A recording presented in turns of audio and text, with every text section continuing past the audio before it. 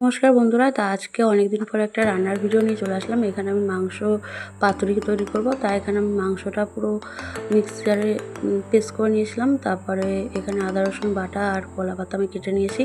তার মধ্যে আমি আবার পেঁয়াজটা ভাজতে বসিয়ে দিয়েছি। তারপরে দিয়ে দিলাম নুন, হলুদ, লঙ্কার গুঁড়ো, জিরের গুঁড়ো। তারপর এখানে দই দিয়ে দিলাম। দইটা একটু বেশি করে দিতে হবে যেহেতু। তাই এখানে আমার পেঁয়াজ ভাজা বেশ প্রায় হয়ে এসছে। তাই এখানে আমি কলা পাতা আবার ওভেনে একটু সেঁকে নিয়েছিলাম, সেই ভিডিওটা আর করা হয়নি। তারপরে এগুলো ভালো মতন বেশ মশলা দিয়ে আমি ভালো মতন এখানে মেখে নিচ্ছি।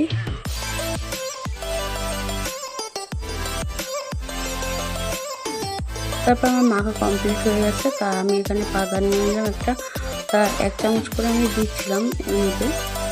তারপর একটা ছিঁড়ে রাখা কাঁচা লঙ্কা আর সামান্য একটু সরষের তেল দিয়ে দিলাম। তারপর পাতাটাকে ভালো মতন বেঁধে নেবো। এই যে আমার পাতা পুরো বাঁধা কমপ্লিট, দেখতেই পাচ্ছ। তাই 10টার মতন পাতুরি রেডি হয়েছে। তাই এগুলো ভেজে নেব। তা গ্যাসেও কড়াই বসিয়ে দিয়েছি। বসার পর তারপর তেল দিয়ে দিলাম। তেল গরম হয়ে গেছে। তারপর একে একে সব পাতুরিগুলো ছেড়ে দেবো হালকা ঢেকে রেখে। তা ভালো বেশ গন্ধই বেরাচ্ছিল। তা এখানে আমি ভাজতে বসিয়ে দিয়েছি। তাই এখানে আমার 5টা ভাজা হয়ে গেছে অলরেডি।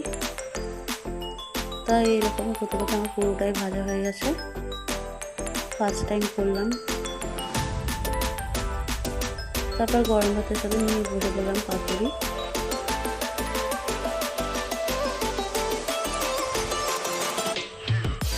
বেশ খেতে বেশ ভালো হয়েছে। তা ভিডিওটা কেমন লাগলো অবশ্যই কমেন্টে জানাবেন।